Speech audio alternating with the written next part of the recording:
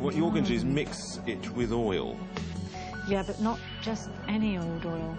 Sometimes they would use a different oil for a particular colour. Walnut oil was preferred for lapis because it yellows less. And so for a blue, that would be really important. You don't want it turning green. No, you don't want a greeny tin.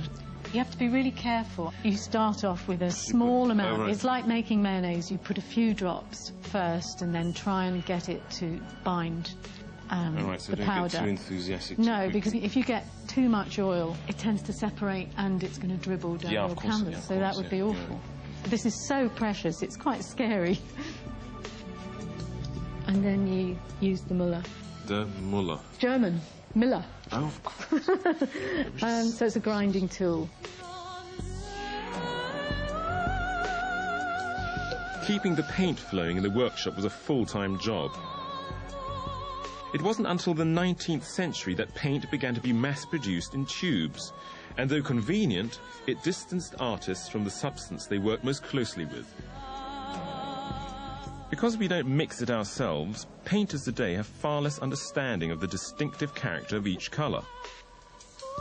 All right, it's just starting to go now, so let's have a go at the vermilion. Great. Just a little bit out here. I think that's plenty. OK, and now this time we use... You just put the top back on. This time we're going to use linseed oil. OK. OK, but we need... A little... Oh, right. No, you can't use that. I'll pour it. OK? God, this is horrible. Oh, you're frightened of being told off, aren't you? Oh, is that enough? Yeah, that's pretty good. So you can see you have to be incredibly meticulous. Yeah, but I can imagine it also gives you a different relationship and understanding of your medium as well. Yeah. I mean, I tend to sort of squeeze it out of a tube and then slap it on and see what happens. So that's wonderful. Yes, I do get quite nice results, but there's a lot of wastage on the way. It's sort of a very undisciplined way of working. So it would have been unthinkable in the 16th century to work like that.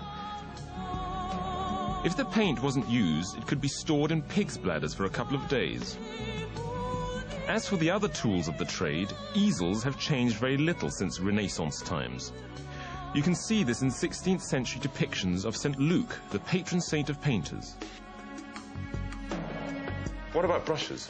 Brush making was a very particular skill. You needed to choose the right hair for the job. For sort of broader work, you'd probably go for a hog hair brush. So a stiffer, light hair. It's pretty similar, just that the ferrule is different nowadays, isn't it? Yes, they didn't have the kind of metal that would be soft enough to make the ferrule. So they sorted them into a nice shape and tied the hairs together and had a method of winding string round to attach the hairs to the stick. So if you were then going into detail, what would you have used? Well, you'd use a different hair. It could be from badger, ermine, squirrel, cat. If you were a miniature painter, you might use the hair of blonde women. That's pretty exotic. So would that have been bound in a similar way? No. You're using smaller amounts of hair. Because you're going to do fine work with it, you want a really good point on it. And you would bind the hair with fine string and then pull it through a quill. Oh, right, this is from a feather then? Yes. The quill acts as a ferrule. Yeah, and attaches both ends. Yeah. Should we try them out? Yes. I was keen to find out how this paint differed from the manufactured stuff I use. Let's start with the azurite, shall we? Which is that one. Oh, it's a bit thick, a bit hard, a bit like sand, actually. It's really weird to use, very dry. Would Titian have used a medium or solvent, do you think? He could have used turpentine or lavender oil or spike oil. We've got some tips. I'm going to just try thinning it out a bit and see what happens. It's a bit better, but it's sort of separating out a bit, isn't it? As though it's not got enough binder in it, actually. Yeah. So, bad apprentice. So, can we try the green? That's malachite. This is really thick. Let's... it's like painting with clay. Or peanut butter or something. Yes. It's impossible to work. And it's sort of falling off as well. Yeah. I think we need a bit of thinner for that. That's too much. It is running, right? Yeah, that's much too much. So you're completely diluting the paint. So that would fall off immediately. Yeah, it's not going to stick. It looks very nice now. It's beautiful. It is, but it's going to go matte, then it's going to evaporate, and then it's going to fall off. Oh, all right. But this is very difficult. So It is difficult. you've really got to get used to finding just the right consistency to... Yes. Right, OK, should we try one of those dangerous ones? The orpiment. The orpiment, yeah. OK, then. That looks really... It smells. However... Oh, that's good. It goes on Let me go. easier. Does it smell of arsenic? It smells like burnt almonds or garlic. Don't! Let's have a go with that. Equally lethal, yes? Yeah, it's nasty sister Realgar. Again, Beautiful colour it for a is, nasty yeah. substance. So let's try the red. The vermilion. This is a really powerful red. It is, isn't it? I'm going to use quite a lot of it on Ariadne's sash. In fact, I'm going to use a great deal of it on Ariadne's sash. It's spreading better than the others, though. Yeah. I found that each colour had a completely different personality. Some were gritty, others were like painting with melted chocolate. Now, what I really want to try, of course, is the lapis, which we've now ground into ultramarine. Okay. There's a nice big brush. Don't think so. You're not having a big brush. Don't forget how much that cost. Have a smaller one. Okay. Oh, wow. Fantastic. Good, eh? That's lovely. Yeah, not too much. I want to use a little bit. just a little bit more because I want to use that on Ariadne's robe. Yeah. Now that we'd gathered all the materials and tools, we had to work out how Titian actually painted. Even in his lifetime, his technique was more widely discussed than that of any other painter.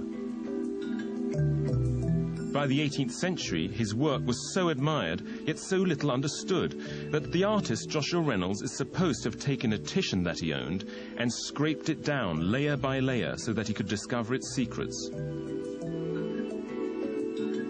We weren't going to be that drastic, as in the National Gallery Conservation Department, scientific analysis is now revealing some aspects of Titian's methods. Cross-sections of paint, just a fraction of a millimetre in size, can tell us much about how a masterpiece was constructed. Philippa examined one taken from Ariadne's shoulder. Oh, wow. That is very exciting. Well, this is an area that initially appears quite complex because there's a lot of overlapping of constituent areas of paint. We have the sea and flesh paint, and her red sash that goes across, with a tiny bit of the gesso from underneath. Mostly azurite and lead white for the sea paint, and then the flesh, you can see that there's several applications of mixtures, predominantly lead white and red lake, which make up her shoulder, with various bits of modeling. And then on top of that, that brilliant red sash, which is almost pure vermilion, on top of which is an even darker, purer glaze. It seems to suggest that he might have painted the sea under the figure, or at least partially under the figure. What do you think? Well, I think you can only tell so much from a single tiny cross-section. Together with the X-ray, it seems clear that in this area he did do a substantial amount of repositioning and revision of where the Ariadne was placed. Right. And so it's quite possible that you would get a substantial overlap of sea running underneath the figure.